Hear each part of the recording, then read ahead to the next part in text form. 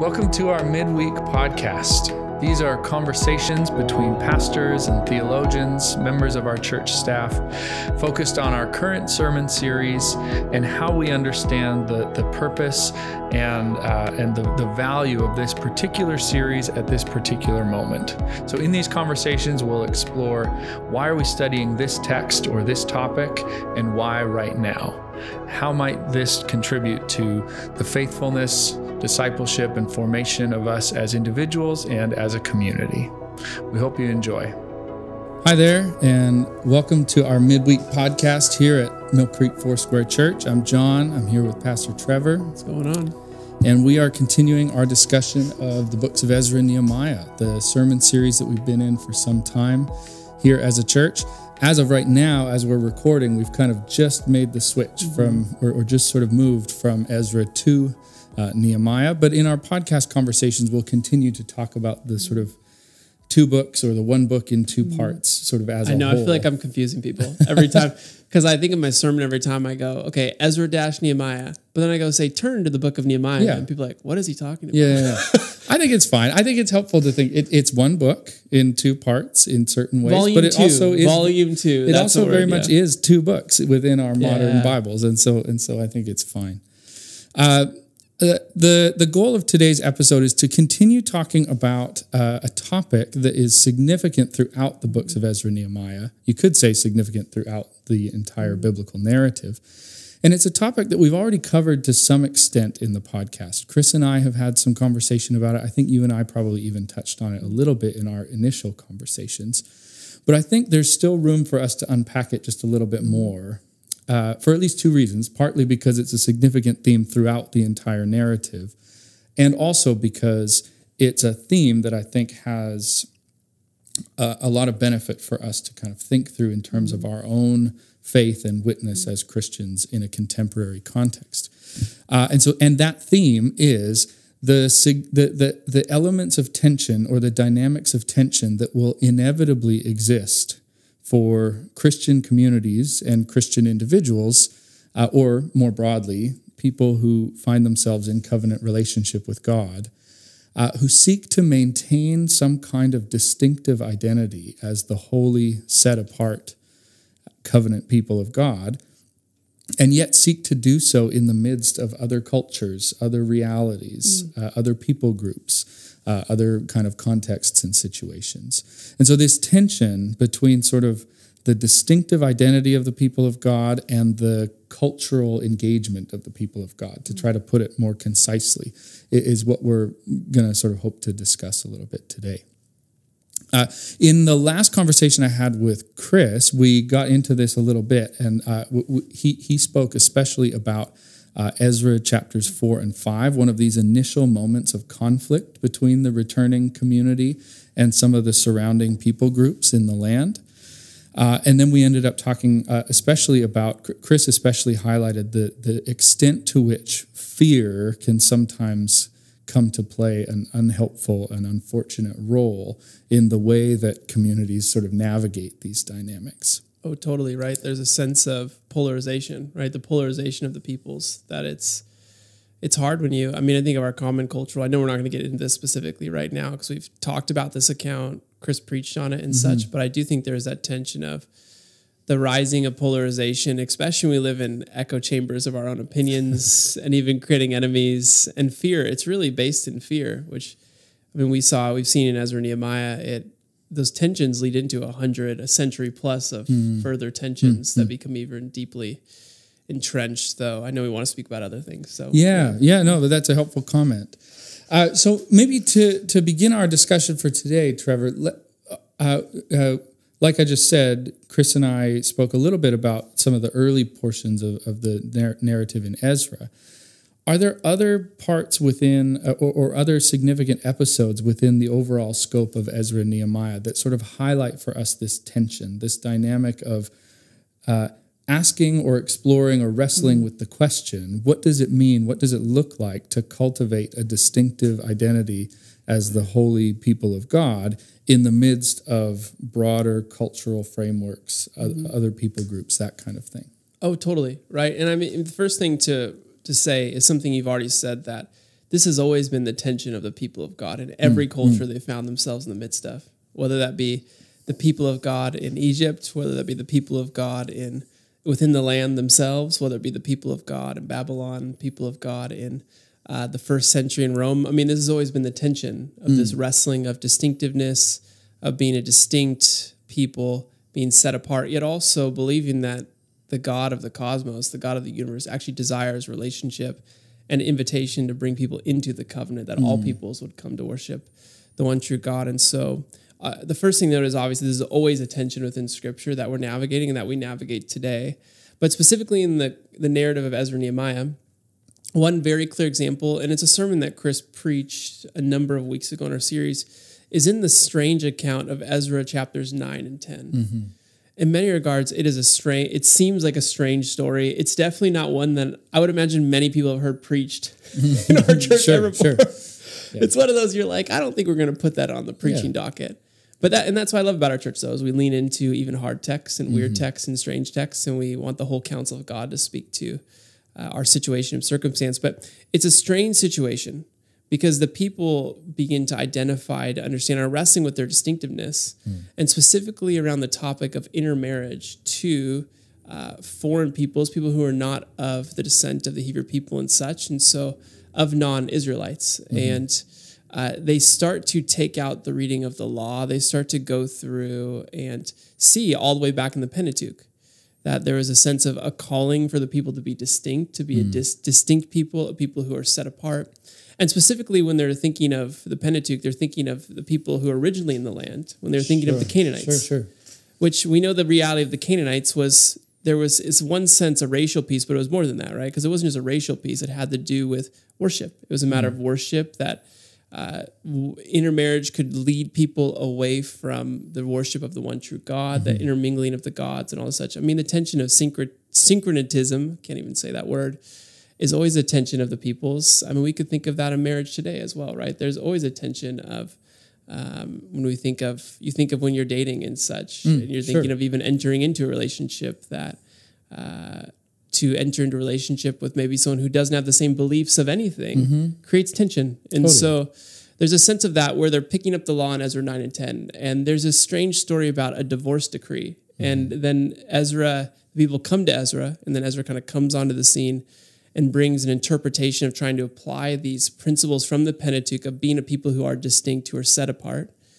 Yet the way they apply it is then of calling everyone who's married and intermingled with people in the land to be divorced and to send away the foreign women and the foreign children.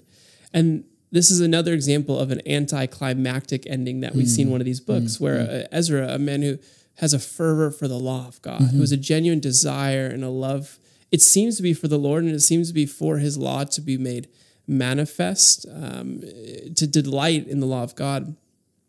Yet we see a tension in this strange account that the people in one sense are trying to wrestle with their distinctiveness. How do we be people who are set apart in marriage, in relationship, in family? Yet at the same time, and this is where many commentators or theologians may remark that the principle may not have been wrong, but the application is where the challenge comes in, because the Canaanites are no longer in the land. I don't know how many years we are at this point. We're at least maybe a millennia since the people of God were originally in the land, maybe shorter than that. But no longer are the Canaanites in the land. And so the direct principle that they're applying, these are no longer the same peoples. Yeah, that's helpful. A distinction between the principle and the application. Or you could even say that the motivation is understandable, right? In the sense that avoiding compromise and syncretism has always been an important dynamic for the people of God. And the whole reason for exile, the whole sort of problem that came about was significantly because of idolatry and compromise over a long period of time. And so going back to those traditions that emphasized the purity, the set-apartness, the distinctiveness of the people, and avoiding any source of compromise, whether it's making covenant with other nations, entering into marriage covenants, engaging in practices associated with other deities, all of those kinds of things. So I think, we could say that the motivation is understandable, but the outworking of it is maybe not so straightforward. Yeah, it is. And I think that's the challenge of any time it's what we do, the task of Scripture, of applying Scripture today, right? The task of of interpretation and application in the sense, and that's the theological task before us, is that how do we apply the truths and principles of Scripture to a time and a place where that is different. Yeah. In one sense, people are the same, right? We're all human. We all wrestle with idolatry and injustices, but the way that manifests itself changes from generation to generation. And so, like any generation, we have to wrestle with the words and ways of God and say, how do we actually apply this afresh in our generation? And we do the tough task of taking this ancient truth and applying it and believing that God does have a desire to call us to holiness and set apartness and distinctness today. And so, yeah, I think it's always the wrestling. And we want to affirm, obviously, like you already noted, that there is a genuine desire in the people. Because notice in the story, it's in Ezra 9, it's the people come to Ezra. Yeah. So there's a genuine desire within the people. We see this in Nehemiah chapter 8. The people, it's actually interesting enough that many times when Ezra comes onto the scene, it's the people who come to him first, which I thought was interesting. And the people come to him and they're asking for him to read from the law of Moses and to read from the law. They even, in the story, it's a strange story, but they build them a pulpit. It's right after the revealing of the walls, but they even build a pulpit and they obviously don't have books, but the unrolling of the scrolls, right? They're reading from the scrolls of Moses. And there's a genuine hunger on behalf of the people to know the law, to apply the law. It says that they wept when they heard the reading of the law because there's a deep conviction settling upon them. But then they did leave in joy, right? They left in joy. And so I think there's something to note that in the story, even in Ezra 9 and 10, the people come to Ezra with a desire to be set apart, to honor God. Yet again, where we could say the tension in the story is in a attempt to honor God, that sometimes what would be the word for it? In an earnestness to apply truth, the application is always the challenge. And I think we've seen that. A good example of this is in the midst of our own cultural moment. And we don't want to go down this path totally, but COVID's been a very good example of the difference between interpretation, application, just in the sense of even with the idea of worship, right? You think of even right now that we all churches believe it's imperative that we worship. It's imperative that we worship together. It's an imperative that we believe that there's an embodied experience of the people of God together. That you can't totally get through an online expression or something else like that. Those things aren't bad, and I believe we should totally lean into ever-changing new landscapes to reach people with the gospel. Yet there's also a tension. And so what we see in our own cultural moment in the midst of COVID was all these churches making different applications of the call to be ones who worship, to be ones who are set apart. And so now, obviously, this gets mixed in. We don't want to go down the partisan politics and all the above and such. But I do think in our own culture moment, we see the complicatedness with even how churches approached. Because you think of some churches, right? And this is maybe more our disposition as well. We said, well, actually, closing down and wearing masks, all the above, has been a way to express a love for neighbor. Which could be understood as a form of worship, right? But then other people, totally. And then other people would say, well, we need to, the application has been more so that the way we worship the Lord is we need to be this embodied experience in person, and to do so would be antithetical to what worship actually is. And so all of them, in a sense, are focusing on worship, yet the application is where the tension comes in. And that's where I think the tough task is many times with wrestling with distinctiveness, is we know we're called to be distinct, but at what level do we, how do we wrestle with that, I guess is what I'm thinking on. Yeah. So as we talked about, that tension, that dynamic always has been and always will be there for people who are called into covenant relationship with God, but not only for their own sake, but also for the sake of the world. So that's going to be there for the people on the pages of Ezra and Nehemiah, and they're going to wrestle with it. And it's going to be there for us today, as you've just articulated. So what I think might be helpful for this conversation is then to shift from the narrative of Ezra and Nehemiah to talking a little bit about what it might look like for us today to kind of navigate similar kinds of tension. I mean, we've been talking about application, the application of the Bible, and I think we would agree, and hopefully most of our church would agree, that one of the most sort of unhelpful and perhaps even naive and sort of one-dimensional ways of reading a narrative like Ezra Nehemiah would be to say, well, whatever happens on the pages here is what we're supposed to do. So we need to oppose interracial marriage. We need to oppose, marriage between Christians and non-Christians in any possible situation. We need to build lots of high walls around our cities and churches and countries, and all of these kinds of things. It's possible to read a text and come away with problematic applications that lean towards sort of xenophobia and withdrawal and this kind of thing in sort of unhelpful ways. Well, I think there's something there too, because we also don't realize, and I think this is where people struggle with Ezra and Nehemiah, is that Ezra and Nehemiah, in one sense, what most people focus on, like we've already talked about, is people see a positive portrayal. They treat it as, this is what you should do. This is, and maybe it's how people treat the scriptures in general, as maybe like a how-to manual of sorts. Like, oh, this is what we're supposed to do.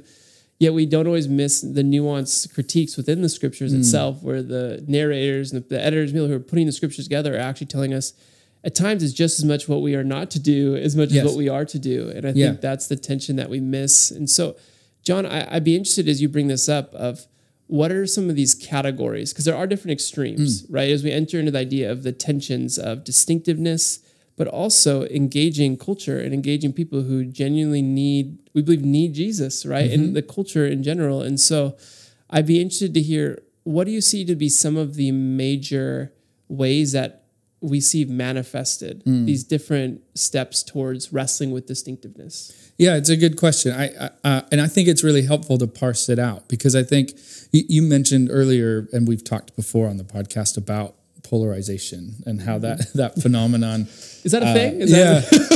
Has manifested itself recently in our sort of frame of reference.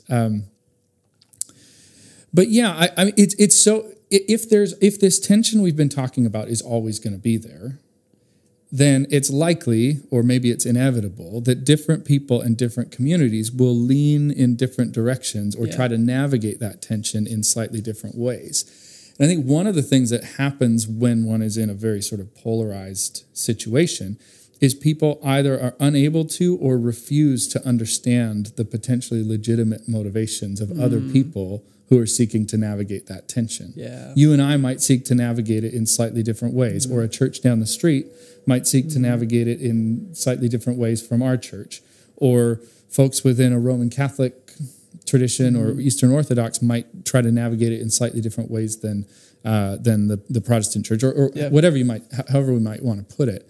And so I think it can be really helpful to parse out some of the possible approaches to navigating that tension. One, because it can help us to understand the potentially legitimate motivations of other people, even that we might disagree with. And two, it can help us to see the reality that we've spoken about, that this tension has always been there. So in some of my classes, for example, we'll sort of talk about some of these possible approaches. So one you could call the monastic impulse. So if you think about like a monastery or monks and nuns, there's a possible approach to navigating the tension between sort of distinctive identity and cultural engagement would be to maybe not really navigate the tension very much at all, but just to withdraw so as to preserve that distinctive identity and cultivate holiness and that kind of thing. And there's all sorts of reasons, biblically and historically, that is an understandable motivation and can be really helpful.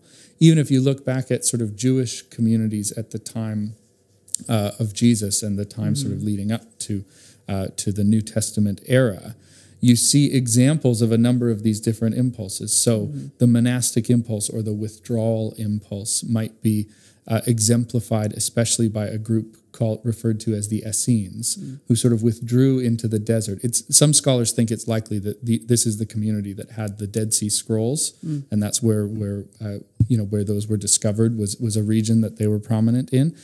But this was one sort of community that prioritized, if we're going to be faithful as the people of God, we need to engage, we need to withdraw into sort of our own context, as opposed to being potentially compromised in any way by the surrounding culture. And maybe what I'll do is I'll just outline some of these different impulses, then we can go back and forth and talk a little bit about them. So there's this monastic impulse. A very different, maybe the opposite extreme would be a sort of accommodationist impulse, which again would sort of maybe refuse to navigate the tension and instead would just say, well, we need to sort of engage with the culture, and in order to do so, we need to adapt who we are, our identity, our practices, all sorts of things to the culture in order to sort of be part of it and reach it.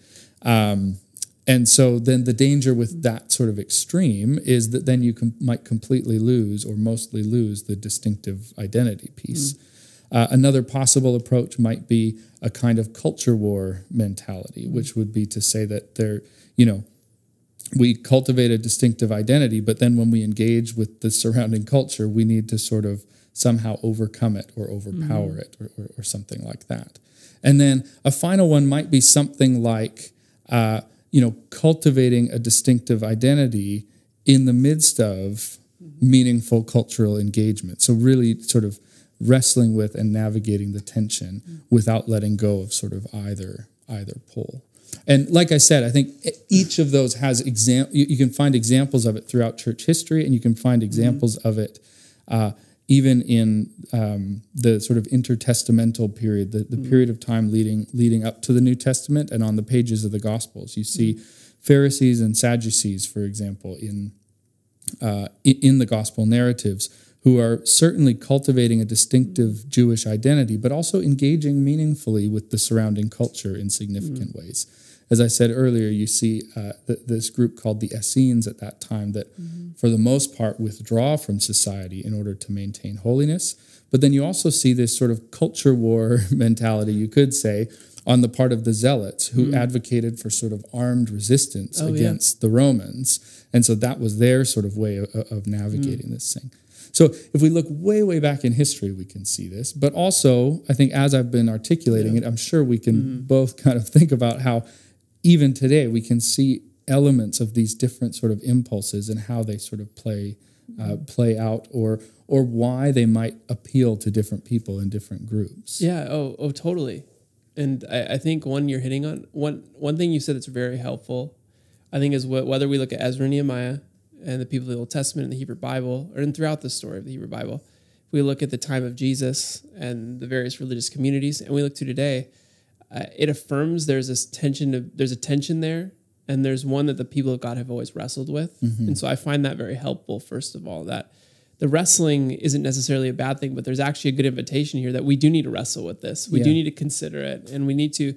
And I think sometimes, too, it helps to know that there's other perspectives and vantage points, because what usually happens is we get raised up in a church or a community, and we have a certain vantage point of how we see, well, this is how we deal with culture. This is the way you do it. Yeah, totally. Like, oh man, we need to bash on culture and fight the culture wars, or we need to retreat, or all the extremes in the middle. And so I find that helpful, first of all, that there's actually something good in the wrestling, and wrestling actually means that we're actually have a thoughtful engagement, that we actually have a heart that we're wrestling with. And then, but I do think there's definitely today manifestations of everything you just said. So for example, when you talk about the monastic impulse, I think of a really popular book today that has become well known is The Benedict Option. And it builds off the idea of the people of God heading to the monasteries when culture was kind of falling apart.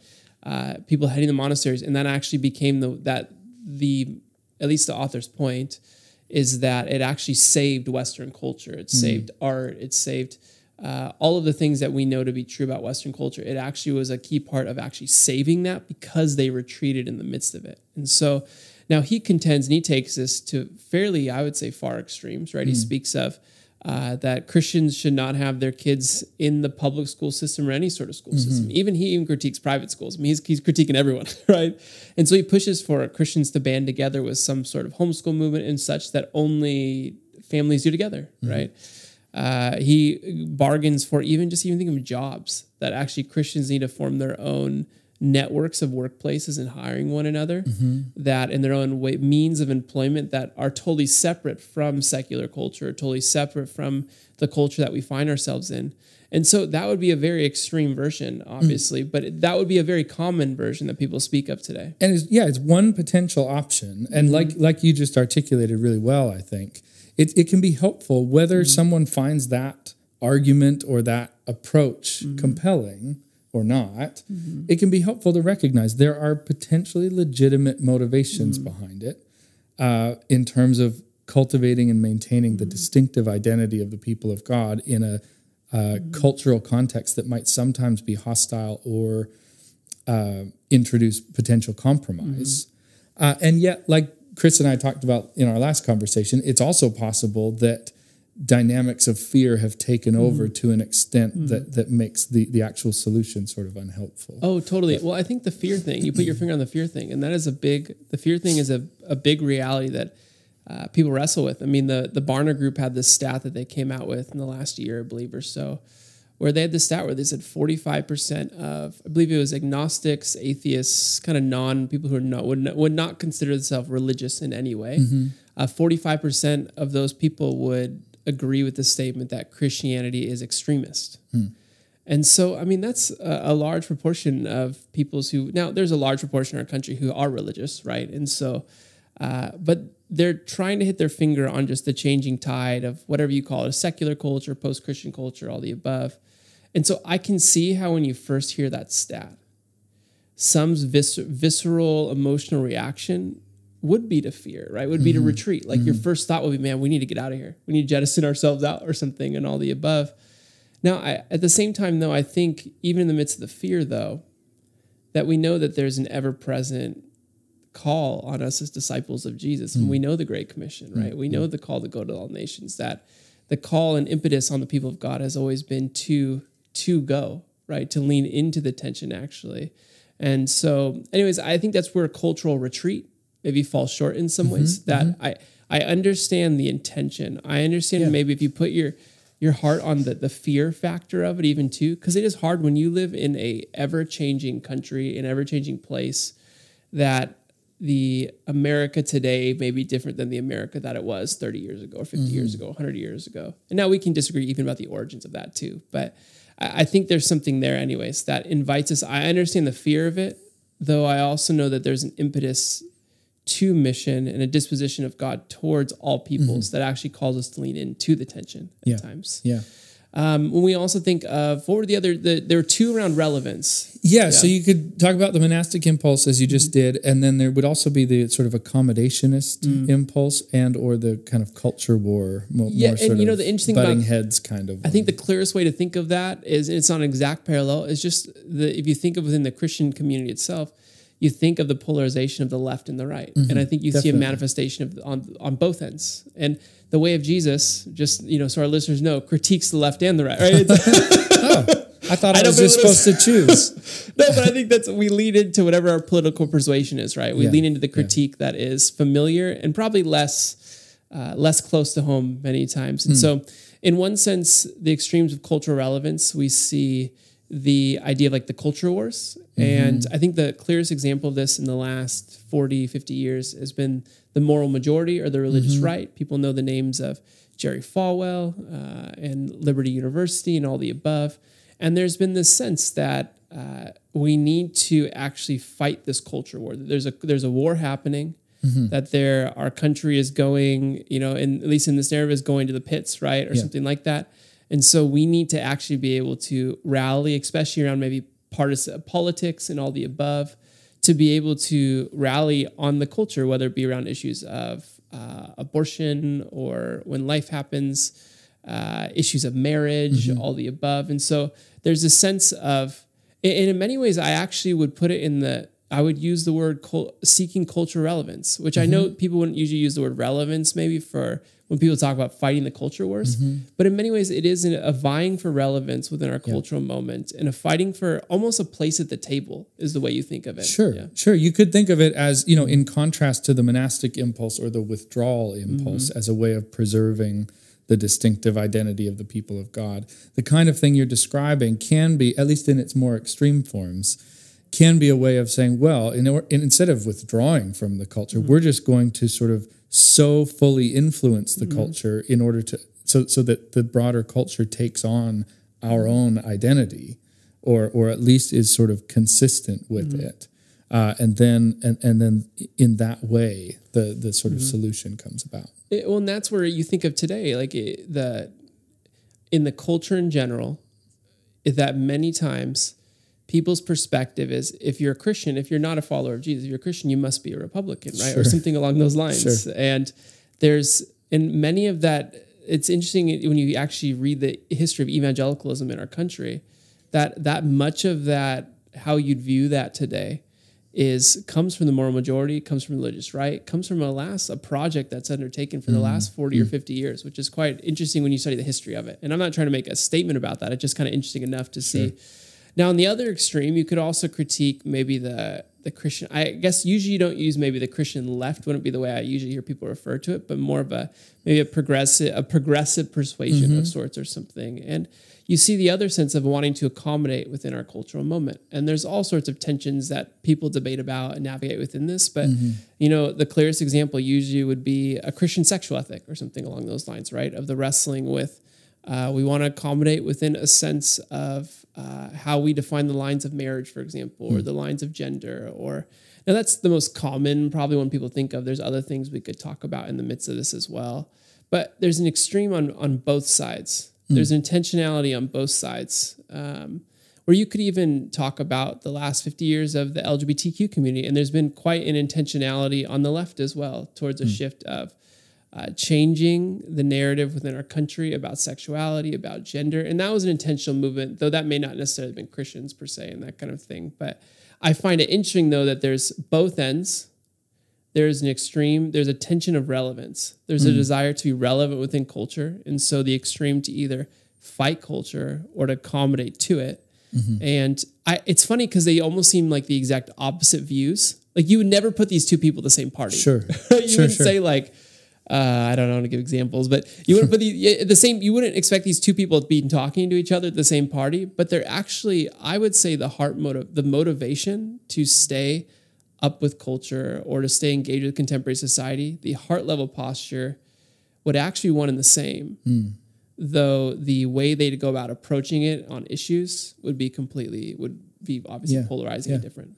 Yeah. So that's helpful, sort of parsing out some of the ways that this kind of thing can manifest itself in our own contemporary framework.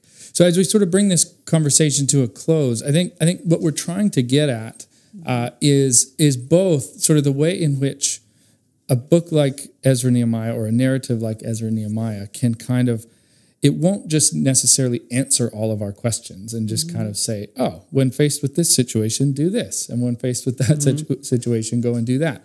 But what it can do for us is give us yet another instance or demonstration of what it looks like when the people of God wrestle with and try to navigate faithfully this kind of tension between a distinctive, faithful, holy identity as God's people who are in the midst of and engaged with other cultures, other nations, other sort of contexts and situations. And what we've been talking about, I'm hoping that some of this conversation is helpful at the very least for helping us to sort of recognize that even people and groups who might differ from me or us significantly might actually have legitimate reasons and sort of rationale for trying to navigate that tension in the way that they do. It can be really easy to just sort of say, oh, I'm a conservative and those people are liberal or those people are progressive and they've just lost the plot or they just don't get it. Or vice versa. I'm progressive. I can understand these things. I don't know why those backwards conservatives can't. Or these are the kinds of narratives that sometimes fill our minds and our Facebook feeds and whatever it might be. But I've always found it helpful to think in terms of faithful Christian witness has always involved and will always need to involve both a deeply conservative impulse and a deeply progressive impulse. It will always need to manifest some kind of faithfulness to the tradition that has been inherited, which cultivates and maintains this distinctive Christian identity. And yet the whole point of that Christian identity is always that it's something that bears witness to the reality of the gospel and the kingdom and what the triune God is doing here and now, and bears that witness in ever-changing contexts. And so it will always necessitate meaningful, hospitable, self-giving, humble engagement with the broader sort of cultural realities. And I think when you're talking, one that's beautifully stated, that was very, that's better than I could say it. But I think, though, the tension you're inviting us into, people don't like it because it's complicated. Because the right and left extremes of polarization seem black and white.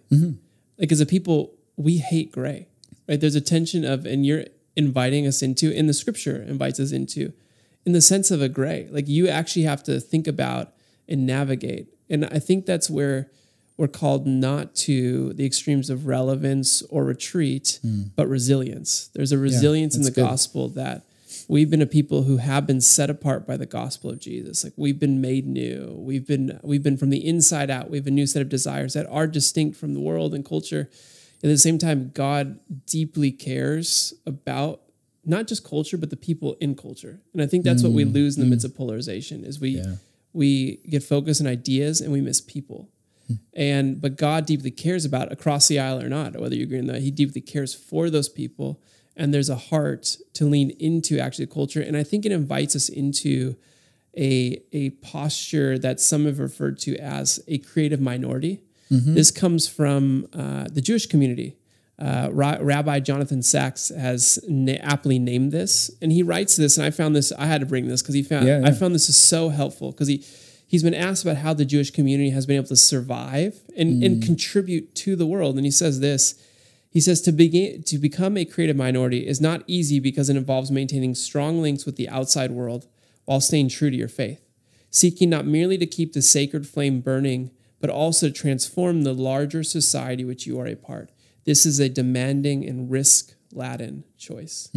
And just that last line, and maybe this is where we end, is just the idea that this is a risk-laden choice. And I think we see that in Ezra Nehemiah, that to actually try to navigate tension, it's easier to step into polarization. It's easier to step into, and I think that's why people do it, right? Is it's easier to make an enemy on the other side. But what is hard is to try to keep, as Sachs says, the sacred flame alive, right? The thing that's made us distinct all along. Yet at the same time to believe that the God of the cosmos wants to redeem and to work within the midst of culture and actually invite us to create strong links with even people we disagree with and in the midst of tension. Well, that's a great way to end, I think.